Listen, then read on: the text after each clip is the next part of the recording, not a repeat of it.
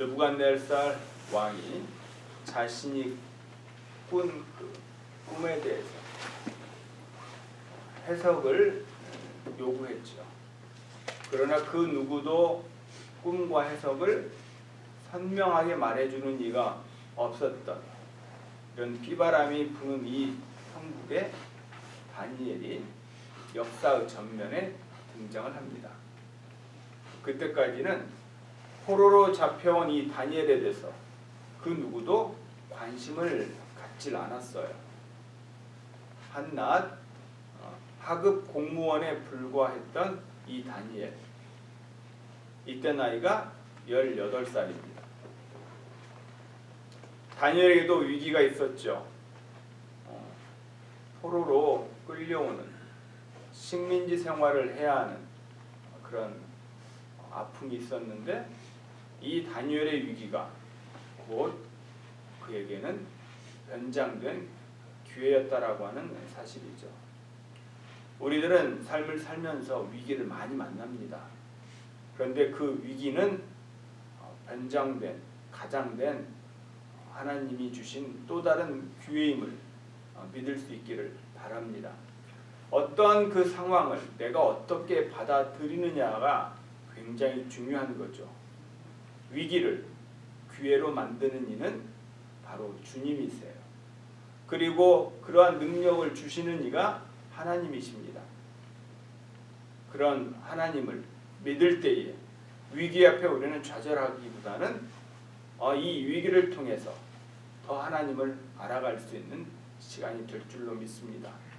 2016년은 우리 앞에 놓여진 어떤 위기도 우리를 실망시키거나 낭망시키기보다는 더욱더 하나님을 깊이 알아갈 수 있는 기회가 될 줄로 믿습니다. 아멘. 다니엘은 이 위기를 잘 극복했죠. 자신을 위기로 몰아갔던 이 순간 하나님은 바벨론 제국을 향해서 다니엘을 전면에 내세웁니다. 본문을 읽지 않았지만 31절부터 다니엘에게 보여준 그 의식 가운데 보여준 환상을 다니엘이 이야기하고 있습니다. 이 느부갓네살 왕이 한 큰 신상이라고 지금 이야기하고 있죠. 느부갓네살 왕이 꾼 꿈에 큰 신상이 등장을 합니다. 이 큰 신상은 바로 다니엘이 해석하기를 아주 쉽게 이야기하고 있죠. 사람의 모습을 갖춘 그런 신상이었어요. 사람의 형상을 가진 동상입니다. 그러니까 얼굴은 사람 모양이고 몸은 동물의 모양이라든가 이런 것들이죠. 이러한 형상을 가지고 다니엘이 신상이 사람의 모습을 하고 있다라고 하는 그것이 상징하는 것이 무엇인가? 바로 세상 제국들이 상징하는 어떤 인본주의 국가의 모습이었다라고 하는 것이죠. 신상은 매우 크고 광채가 나고 심히 두려울 정도로 장엄했던 겁니다.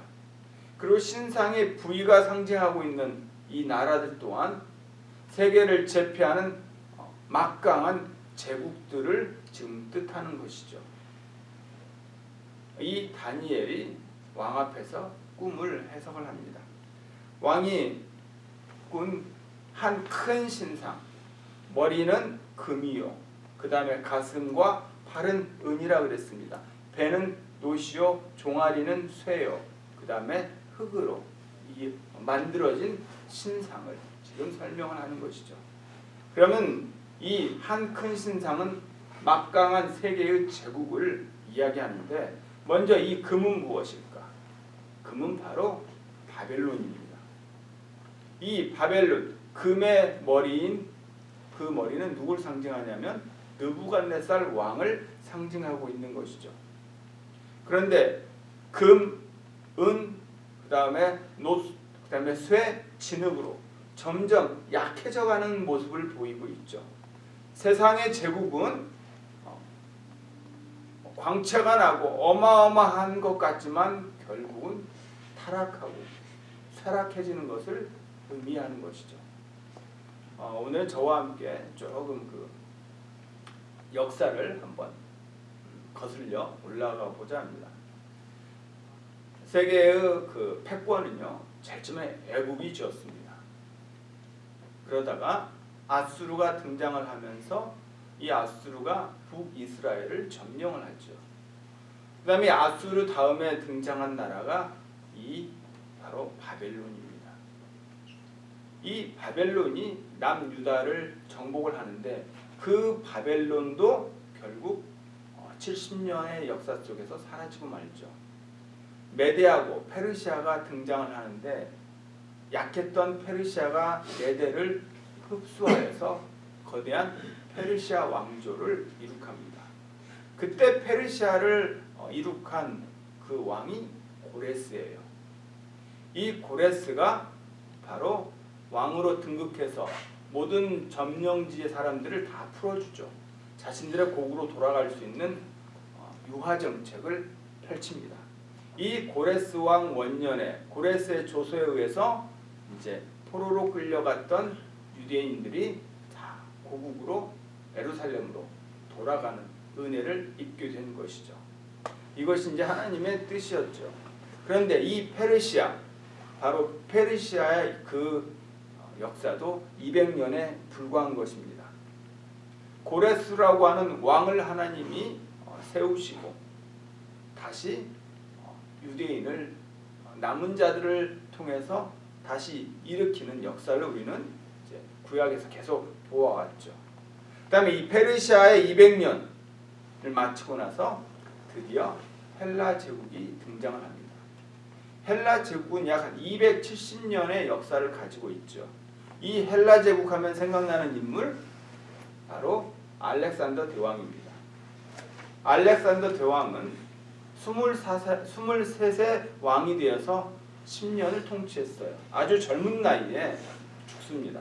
그러나 이 알렉산더 대왕이 이룩한 일들은 굉장한 거죠. 그 전까지 애굽이나 아수르나 바벨론이나 페르시아는 다 동방에서 세워진 나라였어요. 그런데 이 알렉산더가 등장하면서 서방에서 붐이 일어나서 서방의 유럽에서 동방으로 이제 흘러 들어오는 그런 획기적인 것을 이룩한 왕이 되는 거죠. 이 알렉산더를 통해서 동방의 문화와 그리스의 문화와 그리고 서방의 문화가 어우러지는, 그래서 찬란한 인류 문명의 꽃을 이 헬라 제국 때 건설이 되는 겁니다. 그래서 수많은 건축과 미술과 예술이 이때 헬라 제국 때 서서히 역사 앞에 나오는 것이죠. 이 헬라인들의 특징은 우상 숭배를 아주 많이 했습니다. 모든 중요한 정책을 결정하기 위해서 이 헬라인들은 델포이 신전이라고 하는 곳에 가서 우상을 숭배했다라는 것이죠. 그래서 사도 바울이 활동했던 고린도나 그리스의 아테네와 같은 도시에 가보면은 수백 가지 종류의 신상이 여전히 있었다라고 하는 것을 볼 수가 있는 것이죠. 그리고 이 헬라 제국의 특징은 무엇이냐? 엘리트 문화였습니다. 그래서 몸이 장애가 있는 아이들이 태어나면 다 유기해 버렸어요. 그래서 엘리트만을 육성하려고 하는 그런 생각들을 가지고 있는 그 문화가 이 헬라 문화였다라고 하는 것이죠. 즉 헬라의 이 문화는요, 한마디로 인본주의의 극치를 달린 그곳입니다. 근데 이 헬라 제국도 드디어는 멸망을 하죠. 누구한테 멸망을 합니까? 로마가 등장을 하죠. 270년에 그 헬라 제국이 망하고 드디어 로마 제국이 또 역사에 등장을 합니다. 근데 그 찬란한 로마도 몇 년 갔습니까? 500년 갔어요. 우리 조선 왕조 500년이라고 그랬죠. 로마도 500년밖에 가지 않았습니다. 즉 모든 이런 세상의 막강한 제국들은 강한 것 같고 큰 것 같지만 결국은 다 역사 속에 사라졌다라고 하는 것이죠. 이 로마도 주후 476년 게르만 민족의 침입으로 인해서 멸망을 합니다. 그때 그 거대한 그 신상이 오늘 산에 뜨인 돌에 의해서 무너지는 그런 일들이 나오는 것이죠. 45절을 한번 보겠습니다. 우리 45절을 한번 같이 읽어볼까요? 2장 45절입니다. 손대지 아니한 돌이 산에서 나와서 새와 놋과 진흙과 은과 금을 부서뜨린 것을 왕께서 보신 것은 크신 하나님이 장래일을 왕께 알게 하신 것이다. 이 꿈은 참되고 이 해석은 확실하나이다 하니. 여기서 산에서 뜨인 돌이 이 큰 신상을 다 깨부시는 거죠. 즉 이 엄청난 큰 신상은 산에 뜨인 돌 하나에 의해서 무너진 겁니다.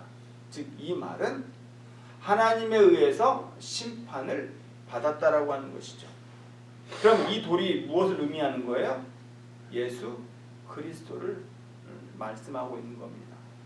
또 44절에 보니까 이 열왕의 때라고 하는 거예요. 로마 제국 이후부터 예수 그리스도의 재림까지 이 기간 동안 흥망성쇠를 겪을 그 나라들과 지배자들을 지칭하고 있는 이 열왕의 때, 이 여러 왕들의 시대에 한 나라를 세우신다라고 하는 이 말은요, 로마 제국 시대에 이미 예수께서 그리스도께서 이 땅에 오심으로 하나님의 나라가 시작되었다라고 하는 것을 뜻하는 것이죠. 그래서 세상의 제국은 금, 은에서 쇠와 진흙으로 점점 안 좋아가는 것을 말하는 겁니다. 그러나 하나님의 나라는 다르죠. 유대의 작은 동네 베들레헴에서 한 아이가 태어나심으로 시작되었지만 그 영향력은 점점 커져갔습니다. 그래서 오늘날 전 세계에도 많은 사람들이 예수님을 경배하고 믿고 섬기고 있는 것이죠. 하나님의 나라는 영원히 서게 될 것입니다. 이것이 다니엘의 해석이었어요. 이런 해석을 듣던 느부갓네살이 이제 깜짝 놀라게 되는 거죠. 아주 선명하고 뚜렷하게 그 큰 신상에 대해서 해석해 주는 이 다니엘, 크게 감동을 받으면서 이 느부갓네살이 하나님을 찬양하는 장면입니다. 그러니까 느부갓네살이 꾼 꿈보다도 더 오묘하고 큰 섭리가 담긴 이 해석을 듬으로 인해서 느부갓네살이 하나님을 찬양하지 아니할 수 없었던 것이죠. 그 수많은 제국들이 예수 그리스도의 심판을 받게 된다라고 하는 것, 도저히 인간으로 감당할 수 없는 엄청난 하늘의 비밀을 느부갓네살 왕이 듣게 된 것입니다. 궁정의 관리들이 아마 이해하지 못했을 거예요. 바벨론의 술사들도 전혀 감을 잡지 못한 이 꿈에 대해서 아마 그 궁정안이 발칵 뒤집혔을 것입니다. 왕은 이 다니엘 해석에 바로 꼬꾸라지고 하나님을 찬양하는 거죠. 즉 왕이 다니엘에게 항복하는 것이 아니라 다니엘이 하나님 앞에 완전히 항복하는 것입니다. 그래서 느부갓네살 왕이 이렇게 지금 고백을 하죠. 하나님은 모든 신들 중에 신, 즉 최고의 신이라고 지금 하나님의 그 능력의 위대함을 찬양하고 있는 것입니다. 자, 그러나 하나님만이 유일한 신이라고 말하는 것은 아니에요. 이 왕이 하나님의 능력을 인정하는 것이지 하나님을 구세주로 믿는 것은 아닙니다. 나중에 또 이 왕에 대해서 이야기가 계속 펼쳐지죠. 아무튼 이 폭풍 전야의 이 시간에 다니엘이 모든 것을 안정이 되게 하고 또 평화를 안겨다 줍니다. 이때 나이 다니엘의 18세예요. 이 청년이 하루아침에 세계 제국에서 두 번째로 높은 지위를 얻습니다.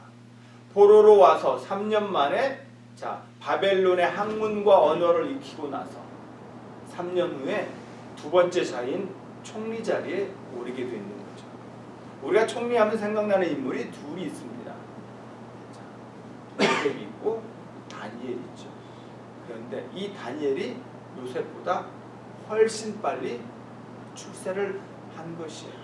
18세에 두 번째 서열까지 올라갑니다. 이 모든 것이 하나님이 위기와 상황 앞에 놓여진 이 속에서 역사의 전면에 세우기 위한 하나님의 놀라운 계획이었다라고 하는 사실이죠. 하나님은요, 누군가를 작정해서 세우시기 위해서는 나이도, 배경도, 형편도, 상황도 보지 않는다라고 하는 것이에요. 우리가 하나님만을 믿고 하나님만을 쫓으면 하나님은 그 사람을 세우시어 하나님의 역사 앞에 크게 쓰인다라고 하는 것이죠. 우리 신약의 사도 바울, 하나님이 쓸 줄이야 누가 알았습니까? 예수 그리스도를 쫓는 자들을 핍박하고 그들을 잡아들였던 사도 바울을 역사의 전면에 세울 줄이야 꿈에도 몰랐다라는 것이죠. 그러고 보면 우리 또한 하나님께서 하실 일에 대해서 우리를 사용하시고 우리를 쓰실 것입니다. 그러기 위해서 우리는 준비되어야 되는 것이죠. 하나님의 그 능력을 의지하고 그 능력이 우리를 통해서 나오기까지 우리는 그만큼 충분히 준비하며 나아가야 될 줄로 믿습니다. 다니엘이 하루아침에 이 역사의 전면에 등장한 것이 아니라는 것이죠. 제일 처음에 제가 말씀을 드렸듯이 다니엘은 뜻을 정한 자입니다. 하나님의 뜻을 마음속에 새겨놓았던 자예요. 그러한 다니엘을 하나님 이 세계의 제국 앞에 등장을 시키는 것이죠. 그리고 이런 일들을 감당한 것은 그 어디에서든 하나님의 영광을 높이기 위해서 하나님의 일을 하라고 세워주신 것입니다. 그리고 나서 다니엘이 왕에게 부탁을 하죠. 바로 자신의 친구들과 함께 일할 것을 왕에게 부탁을 합니다. 그래서 이 왕은 다니엘의 세 친구를 등극을 하죠. 그래서 그 장관을 삼고 지방을 관리하도록 명을 합니다. 이처럼 다니엘과 세 친구는 함께 하나님을 모시면서 함께 기도함으로 서로 주님의 능력 안에서 교통을 계속 이어가는 것이죠. 이 다니엘과 믿음의 세 친구들이 계속해서 이 역사 앞에 등장을 합니다. 우리가 2016년 이 한 해를 보내면서 하나님이 작정을 해놓으신 것들 바로 우리를 통해서 하실 일이 분명히 계십니다. 우리는 겸허한 마음으로 하나님 앞에 나아갈 때에 뜻을 바로 세울 때에 우리를 통해서 하나님은 2016년 중심이 우리를 그곳으로 인도해 주실 줄로 믿습니다. 하나님의 역사 앞에 하나님의 섭리 앞에 귀하게 쓰임받는 이 하나가 될 수 있기를 주의 이름으로 축원합니다.